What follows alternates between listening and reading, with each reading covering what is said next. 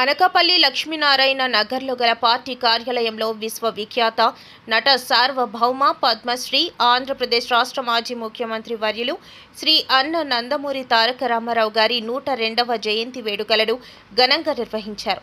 ఈ వేడుకలలో మాజీ మంత్రివర్యులు శ్రీ దాడి వీరభద్రరావు ఎన్టీ రామారావు విగ్రహానికి పూలమాలలు వేసి ఘనంగా నివాళులర్పించారు. అనంతరం కేకులు కట్ చేసి పార్టీ శ్రేణులతో సంబరాలు చేసుకున్నారు. అనకాపల్లి పట్టణం ఎన్టీఆర్ స్టేడియం మధ్య గల ఎన్టీఆర్ విగ్రహానికి పూలమాలలు వేసి ఘనంగా నివాళులర్పించారు. ఈ సందర్భంగా శ్రీ దాడి వీరభద్రరావు గారు మాట్లాడుతూ తెలుగు చలనచిత్ర పరిశ్రమలో నట సార్వభౌమునిగా తన నటనతో పౌరాణిక పాత్రలతో విశ్వవిఖ్యాతి గాంచారని, తెలుగు వారి ఖ్యాతిని ప్రపంచానికి పరిచయం చేశారని అన్నారు. రాముడిగా, కృష్ణుడిగా, దుర్యోధనుడిగా ఇంకా అనేక పౌరాణిక సాంఘిక పాత్రలను అలవోకగా పోషించి ప్రజల గుండెల్లో చిరస్థాయిగా నిలిచారని అన్నారు. అనంతరం తనకు ఇంతటి పేరుడు, కీర్తి ప్రతిష్టలను అందించిన తెలుగు ప్రజానికానికి సేవ చేసే సంకల్పంతో 1982లో తెలుగుదేశం పార్టీని ప్రారంభించి సమాజమే దేవాలయం, ప్రజలే దేవుళ్ళు అనే నినాదంతో ప్రజలకు చేరువై ఆంధ్రప్రదేశ్ రాష్ట్ర ముఖ్యమంత్రిగా ఘన విజయం సాధించారని అన్నారు. నిజాయితీకి, నిబద్ధతకు, క్రమశిక్షణకు మారుపేరుగా పార్టీని తీర్చిదిద్దారని అన్నారు. ఎన్టీ రామారావు వలె తెలుగుదేశం పార్టీలోని ప్రతి కార్యకర్త ప్రజల పట్ల నిబద్ధతతో, క్రమశిక్షణతో మెలుగుతారని, కార్యకర్తలే పార్టీకి పట్టుకొమ్మలని చెప్పేవారని అన్నారు.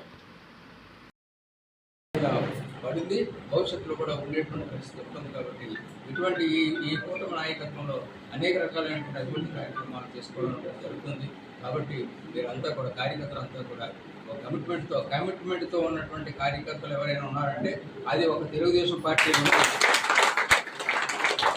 ఈవెంట్కి కూడా ఎన్టీ రామారావు గారి పేరు చెప్తే చాలు ఆ రామారావు గారి పార్టీ అనేటువంటి పరిస్థితిలో ఇతర రాష్ట్రాల వారు, ఇతర దేశాల వారు కూడా ఉండేటువంటి పరిస్థితి ఇవాళ రావడం జరిగింది.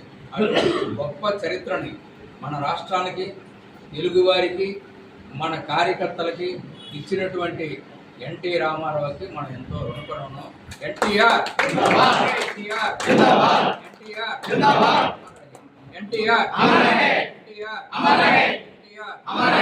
చంద్రబాబు నాయుడు లోకేష్ బాబు నాయకత్వం.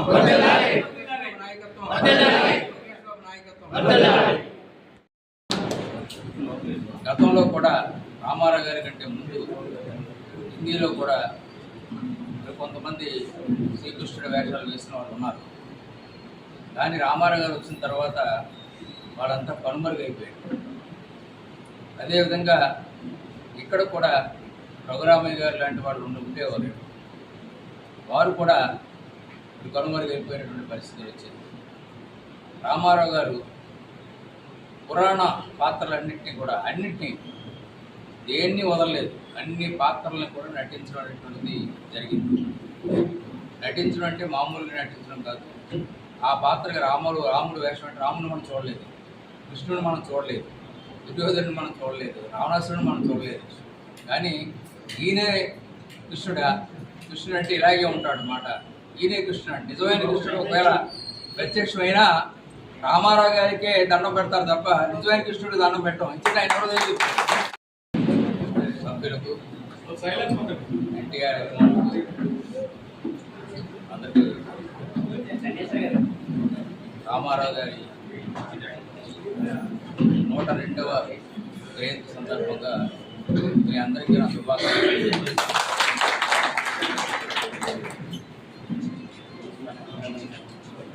రామారావు గారు ఒక యుగ పురుషుడు.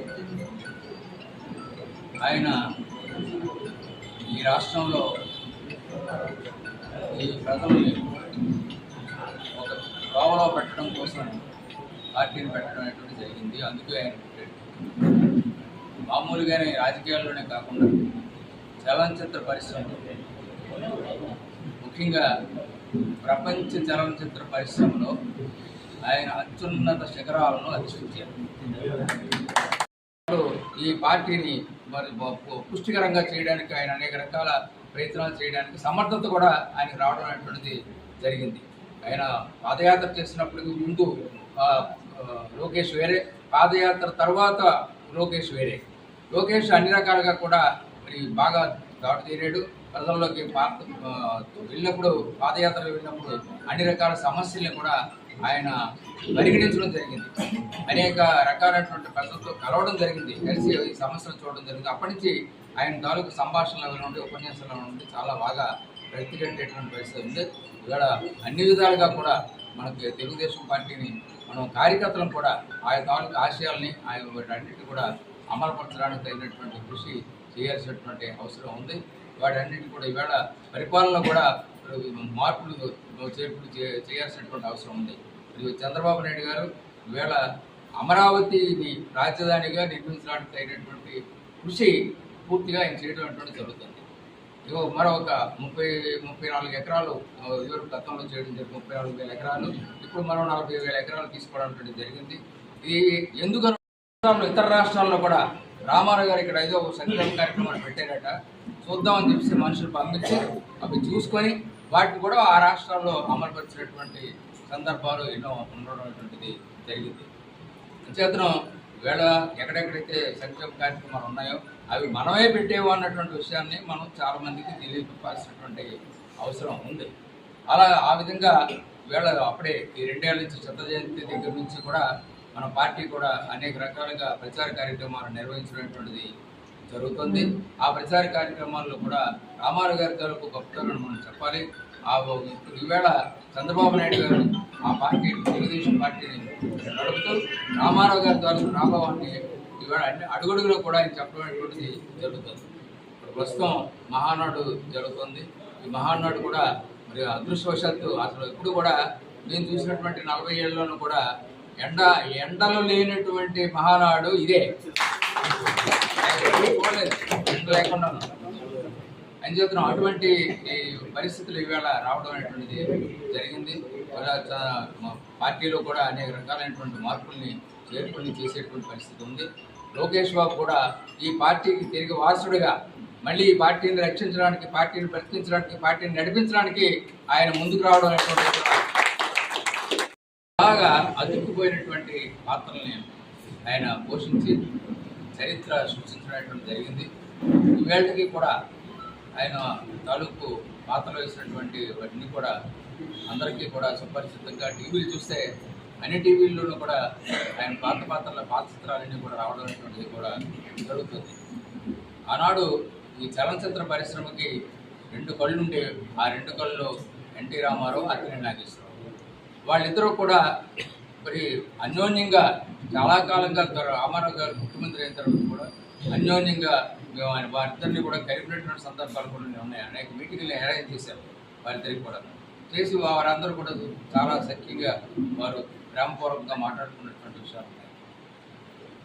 రామారావు గారి తాలూకు మరి సంక్షేమ కార్యక్రమాలు చూస్తే భారతదేశం మొత్తం మీద సంక్షేమ కార్యక్రమాలకు ఆద్యుడు రామారావు గారు. అప్పుడు రామారావు గారు సంక్షేమ కార్యక్రమాలు పెట్టినప్పుడు అన్ని పార్టీలు విమర్శించాయి.